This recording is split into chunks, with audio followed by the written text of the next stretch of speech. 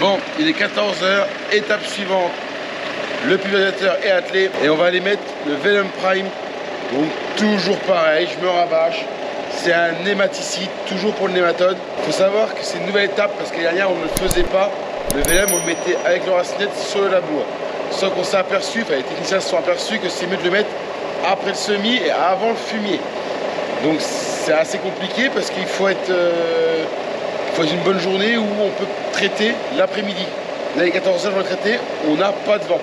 Donc heureusement, sinon je serais foutu.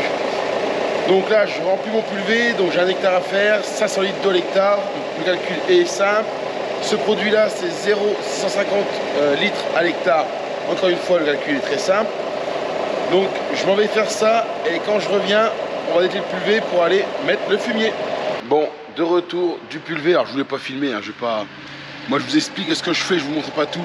C'est comme les pages de fumier, là je m'y en vais, je vais acheter les pendeurs.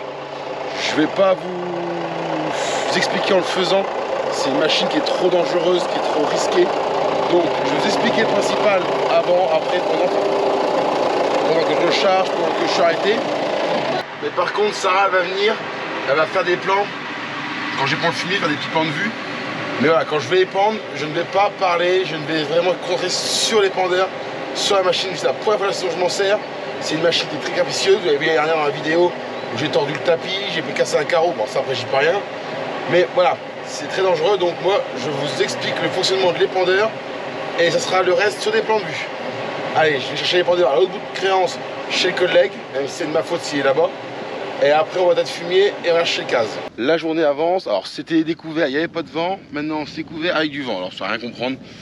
Mais bon, c'est pas grave. Le plus dur est passé maintenant. Il n'y a plus qu'à mettre le fumier, donc qui est juste là. Donc là, j'ai 75 mètres cubes d'arrivée. Alors, normalement, je ne vais pas tout utiliser aujourd'hui, j'espère. Parce que j'ai encore un champ d'un hectare aussi à faire avec ça.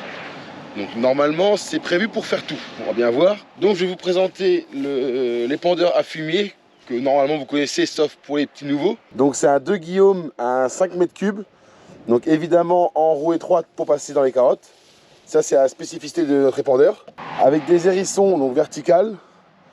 Avec une table de ramassage. En fait toutes les grosses mottes qui vont tomber par exemple, voilà vous voyez. Toutes les grosses mottes qui tombent sont récupérées et sont balancées. Ça évite de faire des gros paquets derrière le tracteur. Devant on a une flèche évidemment hydraulique. Donc qui se plie pour rentrer dans les carottes, c'est plus facile, ça limite la casse. Et donc la nouveauté, vous avez pu voir, c'est que devant, c'est le 6100. D'où, je vous ai dit dans la vidéo d'il y a 15 jours, la télécommande à quoi elle sert. C'est pour mettre la télécommande de l'épandeur. Alors je peux pas vous dire s'il y en a qu'on trouvait en commentaire, tout simplement c'est que la vidéo sort le jour où je tourne. Donc maintenant ce qu'on va faire, c'est qu'on va attendre Sarah qui doit arriver normalement pour aller me ramener au garage, chercher le casque pour pouvoir le remplir. Parce qu'évidemment, je ne vais pas le remplir à la main.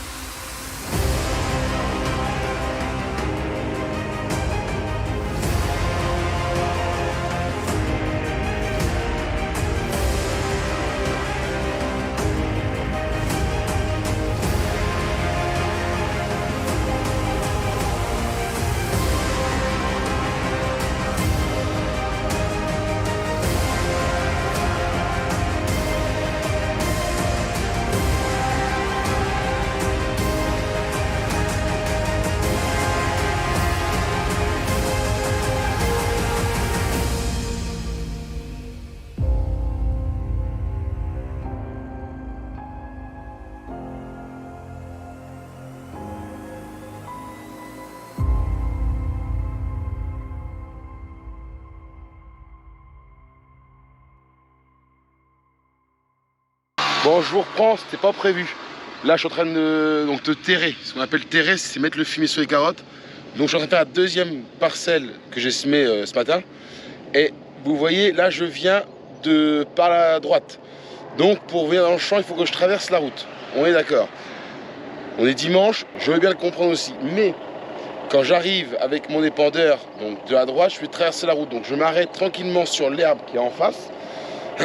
Au ralenti, enfin, vraiment j'arrive au ralenti, je me décale tranquillement sans m'arrêter, hein, je me décale de la route pour pas gêner les gens qui sont derrière moi. Tout ça parce qu'en fait, simplement, les feux, ils sont repliés. Parce qu'on peut pas, normalement on peut les déplier, mais c'est derrière, mais on les laisse replier, sinon les cailloux vont venir taper dedans ou on va les casser. Donc là, j'ai 2 épandeurs à faire, j'ai pas voulu les mettre pour si peu. Donc je m'arrête tranquillement sur le bord de la route, une voiture est derrière moi, me double. Et je veux bien le savoir, on est dimanche. Je veux bien. Moi, je suis au travail. Je ne crée pas de danger parce que je vais doucement sur la route. Je me garde du bon côté pour après traverser. Alors que je peux traverser directement comme ça, sans clignotant, sans rien. Et là, je serais dangereux. Mais je me garde tranquillement le côté de la route. Pour, une fois qu'il n'y a personne, traverser. La voiture qui est derrière moi, je vous promets, elle me double. Plutôt que de reconnaître que les gens travaillent le dimanche. Ils sont en train de travailler depuis ce matin, 7 h, je crois, que je travaille dans les champs. Non, elle préfère klaxonner pour m'engueuler parce que j'ai pas mis mon clignotant pour me garer du bon côté de la route. Franchement, ça c'est un truc qui me saoule, vous imaginez même pas à quel point. On travaille, je veux bien le savoir que je suis pas toujours en règle, comme là j'ai pas mes feux pour traverser la route, je veux bien le comprendre. Mais j'ai pas traversé la route exprès pour pas créer d'accident. Alors les gens, franchement s'il vous plaît, arrêtez de nous engueuler quand on est sur la route. Ok, on va pas vite, ok, on prend de la place, mais arrêtez vraiment de nous gueuler dessus, parce que franchement sans nous, vous aurez rien à bouffer. Voilà, c'était mon petit coup de gueule de la vidéo, mais ça m'énerve, c'est constant les klaxons, j'en ai ras-le-bol. Merde à la fin, enfin voilà. Je vais m'arrêter là, je suis en train de m'énerver. Je vais tranquillement finir mon fumier sans casser mon épandeur. Et puis je vous retrouve une fois que je vais être quitte. Parce qu'après, j'ai une parcelle de panais qui est juste à côté du tas de fumier. J'ai 3 ou 4 épandeurs à faire dedans. Je vais les faire et après, la journée sera finie pour moi et tant mieux. Bon, ça y est, le 6100 est rentré au garage. Donc il est 18 h 30. Alors je vous avais pas oublié, hein, mais quand je fais le fumier, je veux vraiment être concentré. Rappelez-vous les dernières dans la vidéo. Alors si vous ne l'avez pas vu, allez la voir sur le semis de carottes. C'était un fiasco parce que je voulais faire une vidéo en même temps, donc cette année vraiment le fumier, je me suis concentré sur l'épandeur et c'est très bien passé. Au contraire, et puis le 6100 franchement nickel. Il a tiré l'épandeur super dans les bouts de champ. Après c'était pas les plus secs, c'était pas les plus mous. Alors mou dans le sens pas mouillé, mou dans le sens sable net, vraiment du sable sec. Donc il a vraiment bien tiré, je suis vraiment surpris, je suis vraiment agréablement surpris par le tracteur, et tant mieux. C'est vraiment que le 690 avec ses pneus lisses et puis voilà, ce tracteur, quoi, il n'a pas du tout la pêche. Le 6100, on le met à 540 tours minute, il y va, il cale pas jusqu'au bout. Et alors que le 690, c'était un bordel. Il tenait même pas le régime, il n'arrivait pas à tirer les pendeurs, c'était une catastrophe. Donc je suis bien content d'avoir fait ce système-là cette année. En tout cas, j'en suis très satisfait et je pense que c'est vraiment un confort, encore une fois, un confort de travail. Surtout qu'en plus, c'est dommage, Gérard, il ne s'est pas semé ni terré. Parce que franchement, ce serait vraiment un bonheur. Un qui sème, un qui terre. Alors là, ce serait un gain de temps pas possible. Parce que là, pour moi, il est 18 h 30. J'y suis depuis... alors après, j'ai fait les pulvées, hein, mais j'ai commencé à 10 h à semer. Je crois, un truc comme ça. J'ai mangé en une demi-heure et 3 quarts d'heure ce midi. Bon, je finis 18 h 30. Je pourrais encore en faire de 3 heures. Hein, c'est pas le problème. Hein, mais bon, tant mieux. Hein, je suis quitte. Donc, j'espère que la vidéo vous aura plu. Parce que là, elle va s'arrêter là. Je vais chercher le case et puis après, je rentre. La suite des événements, ça va être un arrosage et un désherbage. Alors, je ne sais pas comment, en quel sens encore. Est-ce que je désherbe demain? Ça va peut-être être trop court. Est-ce que j'arrose plutôt un coup demain? Ça va se faire au feeling, encore une fois. Je ne peux même pas vous le dire, je ne sais pas encore à l'instant T. Mais bon, en tout cas, voilà, vous avez vu ce que c'est qu'un semis de carottes chez moi, avec le fumier et tout ça. Semaine prochaine, je vous le dis, parce que je n'en ai pas parlé dans la vidéo. En fait, j'avais un concept de faire semis de carottes à plat vs semis de carottes sur but. Donc, semaine prochaine, soyez pas surpris, vous savez déjà, ce sera un semis de carottes sur but qui est déjà prévu pour mercredi parce que je dois emprunter le semoir à la coopérative. Donc, évidemment, c'est déjà organisé comme ça. Donc, Gérard revient demain de congé et on va y préparer tout ça dans la semaine. Je vais sûrement semer aussi des carottes à plat jeudi. Pour ceux qui n'ont pas encore fait, n'hésitez pas à vous abonner, à lâcher un pouce bleu. Et puis moi, je vous dis à la semaine prochaine dans la continuité des semis de carottes. Ciao!